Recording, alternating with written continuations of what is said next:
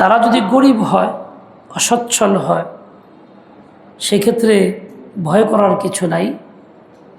ইউগনিহিমুল্লাহু মিন ফাদলিহি, আল্লাহ তাআলা দয়া করে তাদেরকে সচ্ছল বানায় দিবেন, সংসার করার মতো সামর্থ্য আল্লাহ পাক দিয়ে দিবেন। আমরা মুসলিম, মুমিন, কোরআনকে বিশ্বাস করি। কোরআনের প্রত্যেকটা সূরা কোরআন, প্রত্যেকটা আয়াত কোরআন, প্রত্যেকটা হরফ কোরআন। এই প্রত্যেকটাকে বিশ্বাস করা ঈমান। বিশ্বাস যে করে তার নাম মুমিন, আর যে এটাকে বাস্তবে আমল করে তার নাম মুসলিম। অন্তরে বিশ্বাস করে তার নাম মুমিন, আবার এটাকে বাস্তবে পরিণত করে তার নাম মুসলিম। আমাদের সমাজের মধ্যে অনেক রোগ আছে, ঈমান পরিপন্থী, ইসলাম বিরোধী। তার মধ্যে এটা একটা বড় রোগ, আমরা আমাদের উপযুক্ত সন্তানদেরকে বিবাহ শাদী দেই না সহজে, অনেক দেরি করি। কেন? ছেলেটা উপযুক্ত হয়নি, এখনও নিজ পায়ে দাঁড়ায় নাই, সামর্থ্যবান না। পরে খাওয়াই কার, আর বউরেকে খাওয়াইব, বাবু পড়তেছে, কোর্স শেষ হয় না এখনও, ও মাস্টার্স করতেছে, পড়তে হবে এরপরে। অথচ এই বয়সে পৌঁছতে পৌঁছতে তার জীবন নষ্ট, চরিত্র নষ্ট, সতীত্ব নষ্ট, বিভিন্ন গুনাহে জড়ায় পড়তেছে। আমাদের কাছে এমন অসংখ্য রিপোর্ট আছে, কেউ স্বেচ্ছায় এসে বলে, আবার কেউ না বললেও মাসলা জিজ্ঞাসা করার আকারে বলে। এবং এই যুব সমাজ ধ্বংস হয়ে যাইতেছে অবৈধ পথে যৌবন নষ্ট করার দ্বারা, যৌনশক্তি নষ্ট করার দ্বারা। বাপ মাকে বললে, বিবাহের কথা কোনো ছেলে ভদ্রতারা বলে বাঁচতে চায়, বাপ মা রাজি হয় না, অন্য রাজি হয় না। কি এত বড় কথা এখনই? ও কারণে খায়, বলে খাওয়াবে কেন? অথচ আল্লাহ বলছেন উপযুক্ত হয়ে গেছে, বিয়ে শাদী দিয়ে দাও। সে অসচ্ছল, সামর্থ্যবান না মনে করতেছ, মনে রেখো, ইউগনিহিমুল্লাহু মিন ফাদলিহি, আল্লাহ পাক দয়া করে তাকে সচ্ছল বানায় দিবেন। এই আয়াতকে বিশ্বাস করি আমরা, এই আয়াতটা বিশ্বাস করি আমরা। বিশ্বাস করলে তো এরকম বিয়ে করাইতাম টাইম মতো, দেরি করতাম না, 35-40 বছর পার করতাম না, গুনাহে লিপ্ত হওয়ার সুযোগ দিতাম না। দাবি হলে বিশ্বাস করি, বাস্তবে বিশ্বাস করি না। বিশ্বাস করলে আমলে আনতাম। হাদিসে পাকে আসছে, কোনো ছেলে মেয়ে উপযুক্ত হয়েছে, 12 বছর পার হয়ে গেছে, শরীয়তে বালেগ হয়ে গেছে, আর সে কোনো গুনাহে লিপ্ত হইল, চরিত্রহীন কাজে লিপ্ত হইল, জিনা ব্যবসায় লিপ্ত হইল, বাপ মাতাকে বিয়ে শাদী দিল না, এই কারণে গুনাহে লিপ্ত হইল, বলে এর গুনাহের ভাগ তার বাবার ঘরে আসবে। ফাইন্নামা ইসমুহা আলা আবিহা। সন্তানের কল্যাণ বাবা যদি কামনা করত, চিরস্থায়ী জাহান্নামের আগুন থেকে বাঁচাইত, কারণ সে গুনাহ করার কারণে চিরস্থায়ী জাহান্নামে হইতেছে। যত সময় বিয়ে না দেওয়ার কারণে বাবা সন্তানের কল্যাণও কামনা করে না, বুঝাইতেছে। এভাবে আমি সমাজকে ধ্বংস করতেছি। প্রত্যেক মাতা পিতার, গার্জিয়ানদের তওবা করা উচিত, পুনরায় ঈমান আনা উচিত, আয়াতকে বিশ্বাস করা উচিত, আমলে আনা উচিত, যাতে তাদের সন্তানরা ধ্বংসের মুখে না পড়ে।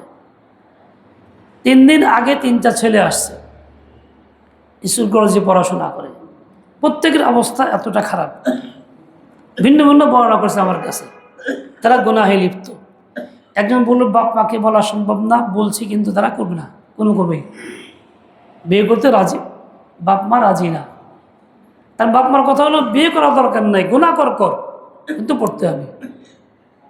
ওদের সেখানে গেলে অত অসন্তুষ্ট না বাপ মা, কিন্তু বিয়ে করতে অসন্তুষ্ট। কোনো ছেলে যদি বাপ মা নারাজ থাকার কারণে নিজ স্বাধীনভাবে বিয়ে করে ফেলে, বাপ মা তাকে মেনে নেয় না। এই বাপ মা কি মুসলমান? মুসলমান তো না, মুমিনও না। কোনো এক ছেলে বিয়ে করছে, তার কলেজের স্যারের এক মেয়েকে বিয়ে করছে, সেটা আনুষ্ঠানিক বিয়ে স্যারেরাই করাই দিছে। এ বাপ রাজি না। বাপ আমাকে বলতেছে সে সুন্নতি লিবাস, পায়জামা পরা, পাঞ্জাবি পরা, টুপি পরা। আমার ছেলে আমার মত ছাড়া বিয়ে করছে, আমি ওকে জীবনে বাড়িতে ওঠাবো না। এবং তো ওঠাই নাই, দেখতেও যায় না, যাবও না, বাড়িতে উঠতে পারবে না। ও ভাই, উম্মতে মুহাম্মদের দাবিদার, মুমিনের দাবিদার, মুসলিমের দাবিদার রসুল আকদাস তো বিয়ে করাইতে বলছেন। যখন সে বিয়ে করাই নাই, সে নিজ দায়িত্বে করছে, গুনাহ থেকে বাঁচার জন্য করছে। এতে বাপ মার খুশি হওয়ার কথা ছিল, আলহামদুলিল্লাহ, যা ভালো কাম করছিস বেটা তুই। এখন অবস্থা উল্টা, তাকে বাড়িতে ওঠাবো না, দেখা সাক্ষাৎ নাই, লেনদেন নেই, কোনো কিচ্ছু নেই। এই লোকটা নামাজ কালাম পরে, সুন্নতি লিবাস পরে, উম্মতে মুহাম্মদের দাবিদার, মুমিন ওর দাবিদার, নবীর সুপারিশের আশা করতে পারে? কখনো তা পারে না। সমাজে এইভাবেই চলছে অন্যায় কাজগুলি, আমাদের অবহেলা, গফলতের কারণে। ও ভাই, সময় আছে, এখনো ফিকির করি, চিন্তা পরিবর্তন করি, ঈমান সহি করি, ইসলাম গ্রহণ করি, দুনিয়াতেও ঈমান ইসলাম নিয়ে থাকি, মৃত্যুর সময় নিয়ে জুড়ো যাই যে রসুল আকদাসের তরিকার সব কিছুকে আমাকে পালন করতে হবে, খাস করে এইটা। এমনও ছেলে আছে যে নিজে হাতের দ্বারা অন্যায় করতে একদম বিকলাঙ্গ হয়ে গেছে। আমার কাছে মাসআলা আসে, নিজেরাও বিপদে পড়ে বলে, কিছু ছেলে তওবাতিল্লাহ করে ভালো হয় কখন? যখন জীবন শেষ। এখন তওবাতে ভালো হয়েছে কি জন্য? আল্লাহকে মাফ দিয়ে অবস্থা ফেরত আসে কিনা, সুস্থ হইতে পারে কিনা। কিন্তু সুস্থ তো হইবে না, শেষ তো শেষ হয়ে গেছে। এটা এমন একটা নিয়ামত, গজবের কারণে আল্লাহ ছিনায় নিলে আর পুনরায় ফিরে পাওয়া যায় না। সারা পৃথিবীর ডাক্তার এটাকে চিকিৎসাকে ভালো করতে পারে না। দুনিয়া আখিরাতে নিকাম্ম হয়ে যায় সে, তারা দ্বারা কিচ্ছু হয় না, দিনও হবে না, তার নামাজও হবে না, অন্য কোনো আমলও সম্ভব, জিহাদ করা সম্ভব না, সব বেকার। শুধু গন্ডগোল আর দাওমাস সম্পর্ক আর মারামারি গিলাগিলি ছাড়া কিছুই হয় না ভাগ্যে। এভাবেই সমাজ চলছে।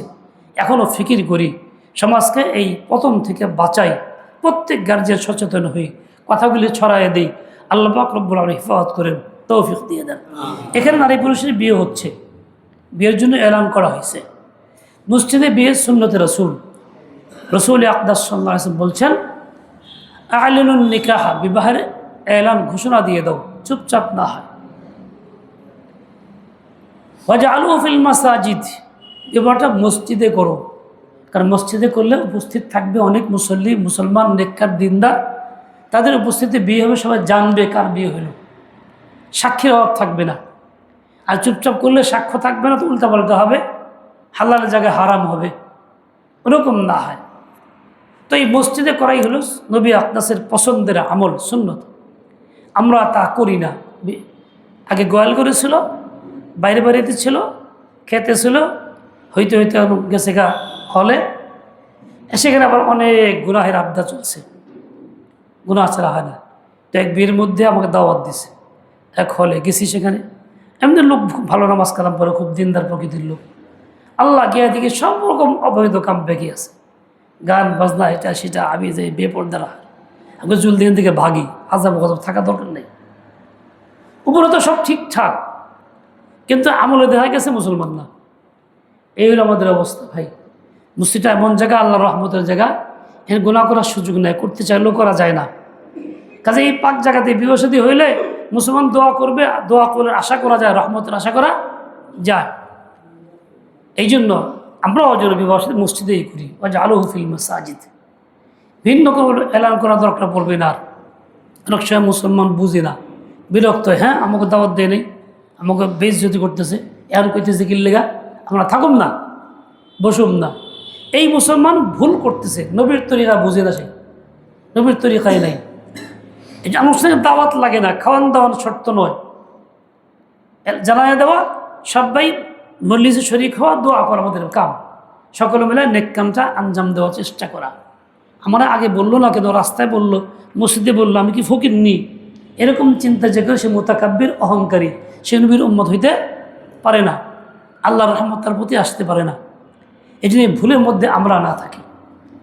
বিবাহের পরে সামান্য খেজুর বিতরণ করা, এটা মাসনুন আমলের মধ্যে অন্যতম একটা আমল। এছাড়া বাড়তি কোনো খাওয়া দাওয়াও নাই। আমাদের দেশে অনেক কিছুই হয়, সামাজিকতা রসম হয়ে গেছে, যেগুলির কারণে বিবাহ সাথে কঠিন হয়ে গেছে। হালাল কাজ যত সহজ হবে সমাজ হারাম থেকে বাঁচবে, আর হালাল কাজ যত কঠিন হবে সমাজ তত বেশি হারামে লিপ্ত হবে। বিবাহ সাথীর মোহর অনেক ধার্য করা হয়, আনুষ্ঠানিকতা অনেক বেশি, উমুকে ছাড়া হবে না, এই ছাড়া হবে না, ওই ছাড়া হবে না, কঠিন হয়ে গেছে, যা একেবারে সহজ ছিল, যার কারণে এখন হারাম কাজ বেশি হইতেছে, ছেলেমেয়েরা অপরাধ করতেছে। গত রমজানের কথা, আমার এক ছাত্র আলেম, ওরা এক স্কুলে জিজ্ঞেস করে, আচ্ছা যদি কেউ কোনো মেয়ে ছেলের সাথে দৈহিক মিলামেশা করে অবৈধভাবে রোজা ভাঙবে কিনা?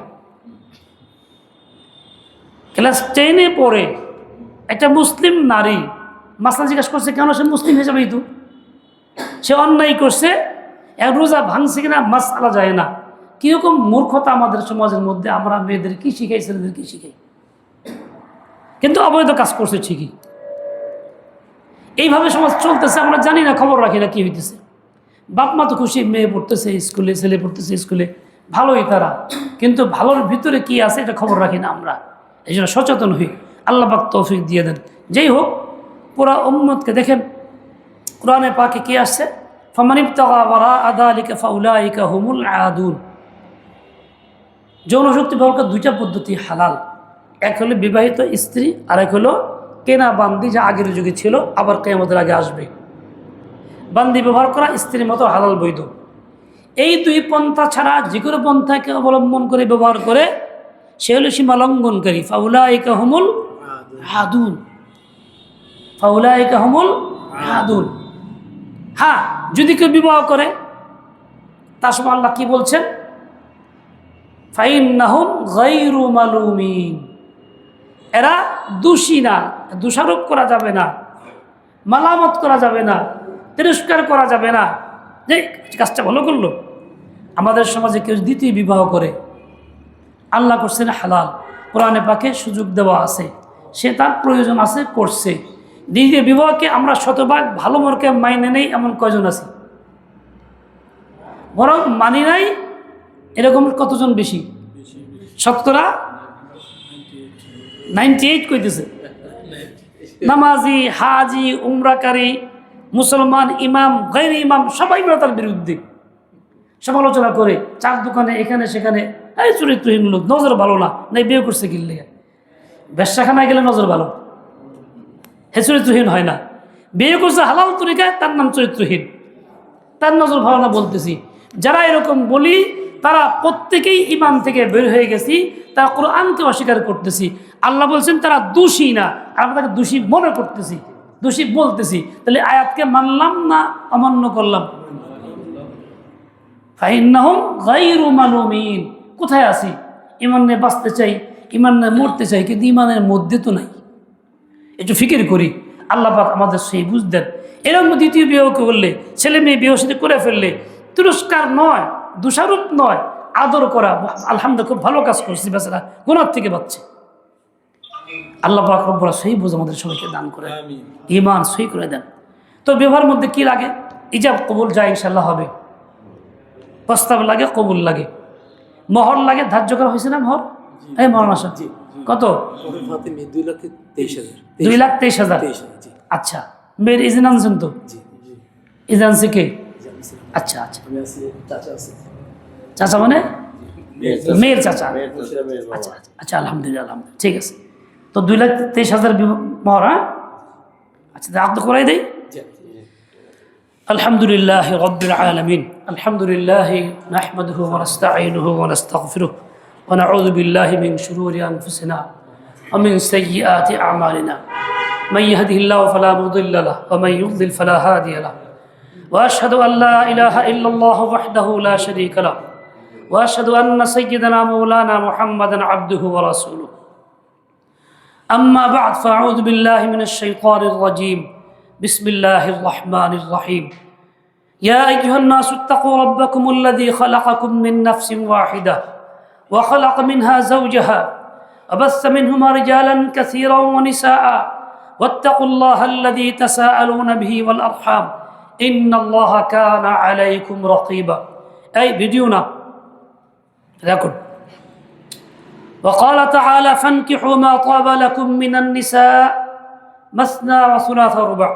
وقال تعالى وأنكحوا الأيام منكم والصالحين من عبادكم وإمائكم إن يكونوا فقراء يغنيهم الله من فضله وقال تعالى قد علمنا ما فرضنا عليهم في أزواجهم وما ملكت أيمانهم وقال صلى الله تعالى عليه وسلم تزوجوا الودود الولود فإني مكاثر بكم الأمم يوم القيامة وقال صلى الله عليه وسلم يا معشر الشباب من استطاع منكم الباء فليتزوج إلى أن قال ومن لم يستطع فعليه بالصوم فإنه له وجاء وقال صلى الله عليه وسلم ثلاثة حق على الله عونهم المكاتب الذي يريد الأداء والناكح الذي يريد العفاف والمجاهد في سبيل الله وقال صلى الله تعالى عليه وسلم إذا خطب إليكم من ترضون دينه وخلقه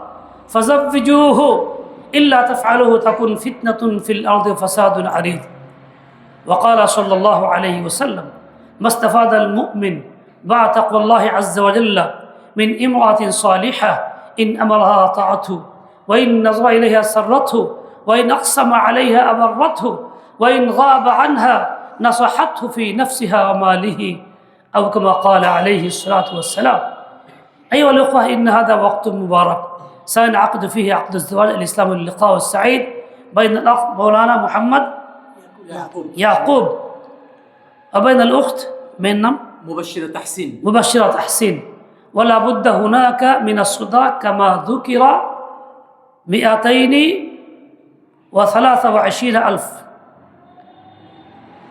يوافق صداق فاطمة رضي الله تعالى عنها ولا بد هنا النكاح ولا بد هناك من الشهداء ونحن الحمد لله من الشهداء এখন ইজাব কবুল হচ্ছে উকিল কি আপনি মামু না চাচা চাচা বুঝে বসে